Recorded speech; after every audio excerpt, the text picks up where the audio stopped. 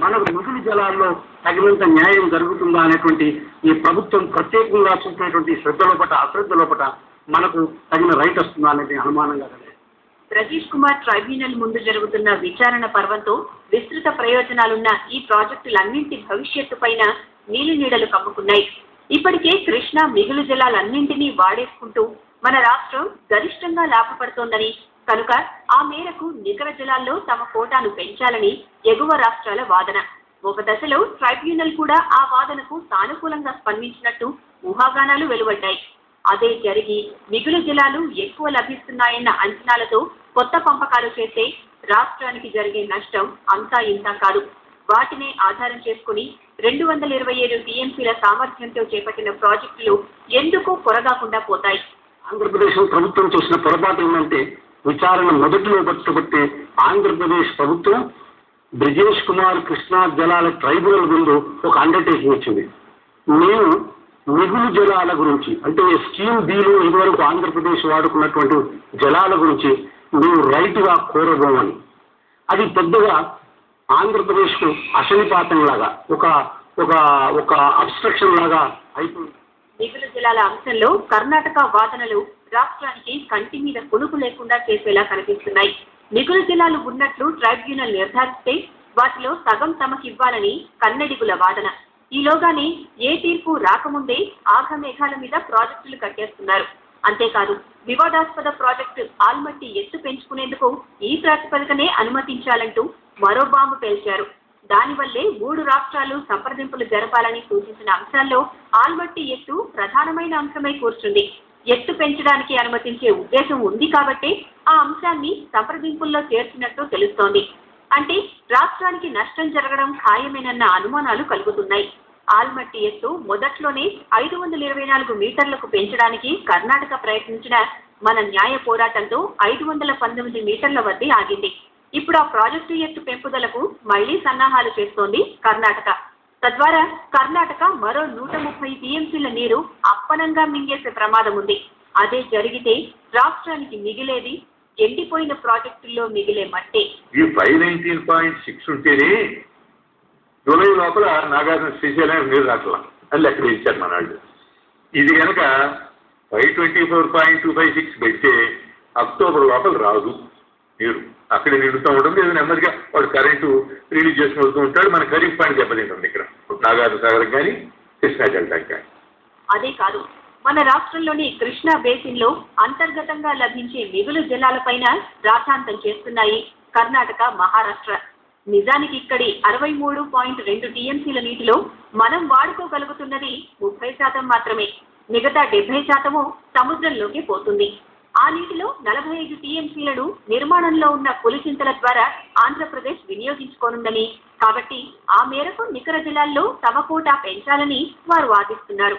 నిజానికి పులిచింతలకు వాడేవేవి నికర జలాలు కాదన్న విషయాన్ని మాత్రం ప్రస్తావించకుండా జాగ్రత్త పడుతున్నారు. ఏదేమైనా ఒకవేళ వారి మాట నెగ్గితే మన కృష్ణ ఆయకట్టు కథ అయోమయంలో పడడం ఖాయం. దీంట్లో వాటా ఉండకూడదని చెప్పి మనం ఆర్గ్యూ చేయాలి. ఎందుకంటే దీంట్లో వాటా ఇచ్చే పరిస్థితి ఉండదు. ఎప్పుడు మిగిలిన జలాలు వస్తాయో తెలియదు. అది సెప్టెంబర్లో రావచ్చు. అంటే మొన్న సంవత్సరం ఏమైంది, అక్టోబర్ మొదటి వారంలో వచ్చింది. కాబట్టి ఆ మిగిలిన జలాలు అనేది ఈ అక్టోబర్లోనూ సెప్టెంబర్ ఆఖరిలో వచ్చినట్టయితే అది వాళ్ళు ఆ మిగిలిన జలాలు వస్తాయి కదా అని చెప్పి నిల్వ ఉంచేసేసుకొని వాళ్ళు వాడుకున్నట్టయితే, అది రాకపోయినట్టయితే మనకి వచ్చే నికర జలాలు కూడా రాకుండా ఏటా మారిపోతూ ఎప్పుడెలా ఉంటుందో తెలియని మిగులు జలాల లభ్యత ఆధారంగా నికర జలాల దోపిడీకి అధికారికంగా అడుగులేస్తున్న ఎగువ రాష్ట్రాల వైఖరి ఇది. ఈ విషయంలో మన రాష్ట్రం వాదన ఏ మాత్రం బలహీనంగా ఉన్నా బ్రజేష్ కుమార్ ట్రైబ్యునల్ కర్ణాటకకు అనుకూలంగా తీర్పిచ్చే ప్రమాదం కొట్టొచ్చినట్టు కనిపిస్తోంది. ఇప్పుడు ఇచ్చిన విరామం.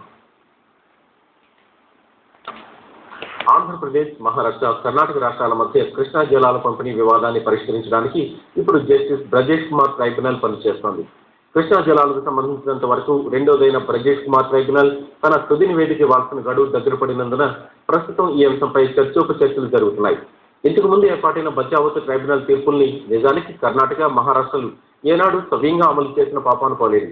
అసలు బచావత్ ట్రైబ్యునల్ ఏర్పాటుకు దారితీసిన పరిస్థితులు ఏమిటి?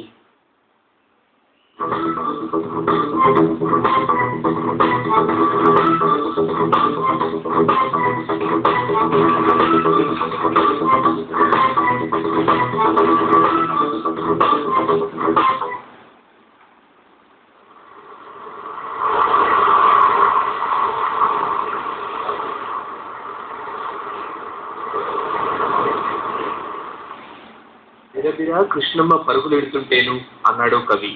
మన రాష్ట్రంలో ప్రవహించే ప్రధాన నదుల్లో అత్యంత వేగవంతమైంది కృష్ణానది. పడమటి కనుమల్లో పుట్టి 3 రాష్ట్రాల మీదుగా ప్రవహిస్తోంది ఈ నది.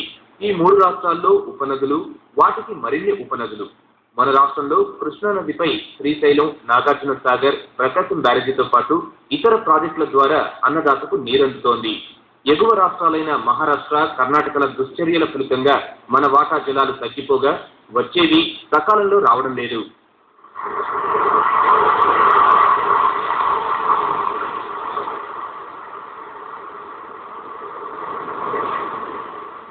ఆంధ్రప్రదేశ్ ప్రభుత్వం తగినంత శ్రద్ధ వహించడం లేదని తెలుస్తున్నది. ఎందుకంటే ఈ కృష్ణానది జలాల పెంపకం లోపల మహారాష్ట్ర, కర్ణాటక, ఆంధ్రప్రదేశ్ విషయం లోపల ఇప్పుడు 1969-70 ప్రాంతంలో బచావత్ ట్రైబ్యునల్ ఏదైతే అవార్డు ఇచ్చిందో అవార్డు లోపల స్కీమ్ ఏ, స్కీమ్ బి అని 2 రకాలుగా నీళ్ల పెంపకం జరిగింది. స్కీమ్ ఏలో నికర జలాల పెంపకం చేసినారు. స్కీమ్ బి లోపల సర్ప్లస్ వాటర్, అది టైం టు టైం దాని యొక్క వేరియేషన్ మారుతుంది. అయితే స్కీమ్ బిలో ఉన్నటువంటి ఒక వాటర్ను ఆంధ్రప్రదేశ్ స్వచ్ఛందంగా వాడుకోవడానికి కొరకు ఆ రోజు బచావత్ కమిటీ, బచావత్ ట్రైబ్యునల్ మనకు అధికారాన్ని ఇచ్చింది 25 సంవత్సరాల పాటు ఆ నీళ్లు వాడుకోవడానికి. అయితే ఇప్పుడు ఏదైతే బ్రిజేష్ కుమార్ ట్రైబ్యునల్ ముందు ఏదైతే ఇప్పుడు విచారణ జరుగుతుందో ఆ విచారణలో 99% వరకైతే ఆ కృష్ణా ట్రైబ్యునల్ ఈ యొక్క పంపకాల స్కీమ్ పెంపకాల గురించి వాళ్ళు ఎలాంటి ఒక డిస్టర్బెన్స్ చేయరని నేను అనుకుంటా. కేవలం ఇప్పుడు ఏముంటుందంటే ప్రధానమైన విషయం మిగులు జలాల పెంపకం. ఇంతవరకు ఆంధ్రప్రదేశ్ ఏదైతే ఆ మిగులు జలాల వాడకానికి అధికారం ఉందో దాని విషయంలో ప్రధానంగా చర్చ జరుగుతుంది. ఆ విషయంలో పట్ల ప్రధానమైనటువంటి విచారం జరుగుతుంది.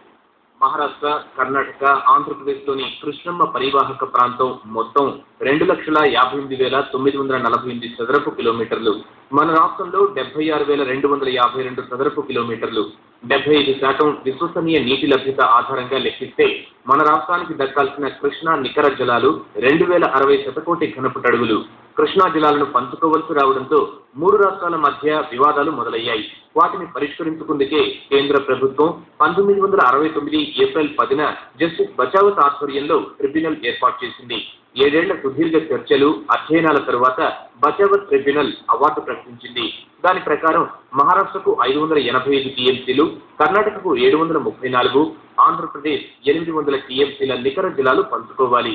మన రాష్ట్రానికి సొంత పరివాహక ప్రాంతం నుంచి లభించే 275 టీఎంసీలు మినహా మిగతా 525 టీఎంసీల నికర జలాలు ఇవ్వాల్సిన బాధ్యత ఎగువ రాష్ట్రాలదే. పైగా వరదల సమయంలో లభించే మిగులు జలాలన్నింటినీ దిగువ రాష్ట్రమైన ఆంధ్రప్రదేశ్ వినియోగించుకోవచ్చు. బచావత్ అవార్డు స్పష్టంగా చెప్పినది ఇది.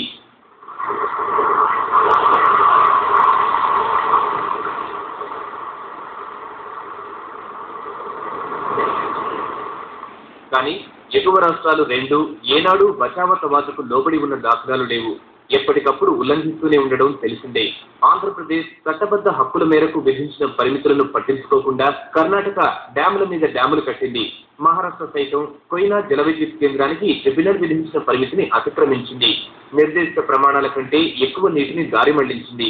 ఎగువ రాష్ట్రాల అలాంటి దురాగతాల వల్లే బ్రజేష్ కుమార్ ట్రిబ్యునల్ ఏర్పాటు తప్పనిసరయ్యింది. చట్టాలను పట్టించుకోని ఎగువ రాష్ట్రాలతో గతంలో మనకు చేదు అనుభవాలు ఎన్నో.